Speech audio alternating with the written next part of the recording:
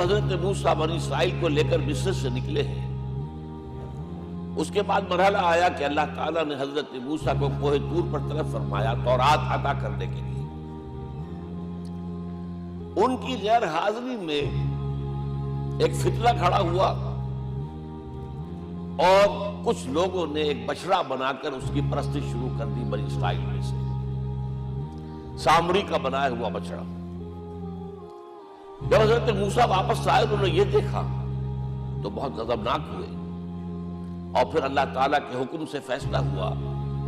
کہ 12 قبیلوں میں سے جن لوگوں نے بھی یہ شرک کیا ہے ان کو انہی قبیلوں کے لوگ خود قتل کریں۔ کئی ہزار اسرائیلی قتل ہوئے۔ یہ بہت بڑا یوں سمجھیے کہ پرج ہوا ہے اس قوم کے اندر۔ اس کے بعد پھر مزید اللہ تعالیٰ کی خدمت میں استغفار کے لیے حضرت موسیٰ علیہ السلام اپنے 70 بڑے بڑے سردار جو تھے 12 قبیلوں کے ان کو لے کر حاضر ہوئے۔ وہاں انہوں نے استغفار کیا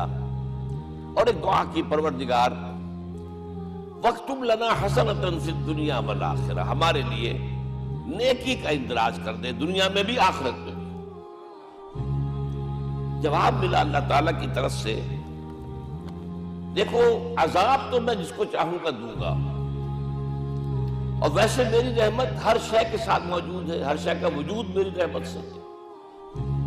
لیکن ایک میری خاص رحمت ہے جو میں لکھ رکھوں گا ان لوگوں کے لیے جو میرے نبی امی آخری رسول ان پر ایمان لائیں گے صلی اللہ علیہ وسلم۔ وہ جب آئیں گے اور وہ نیکی کا حکم دیں گے، بدی سے روکیں گے، پاکیزہ چیزوں کو حلال قرار دیں گے، ناپاک چیزوں کو حرام قرار دیں گے، نوع انسانی کے اوپر جو بوجھ تھے جو اس وقت ہوں گے ان کو اتاریں گے۔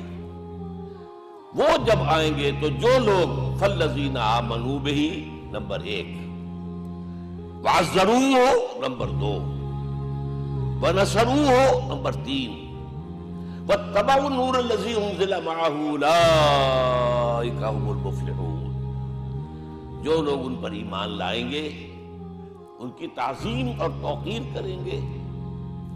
ان کی مدد کریں گے، اور جو نور ان کے ساتھ نازل کیا جائے گا یعنی قرآن، اس کی پیروی کریں گے، وہ ہوں گے جو فلاح پانے والے ہوں گے، میری خصوصی رحمت سے حصہ ان کو ملے۔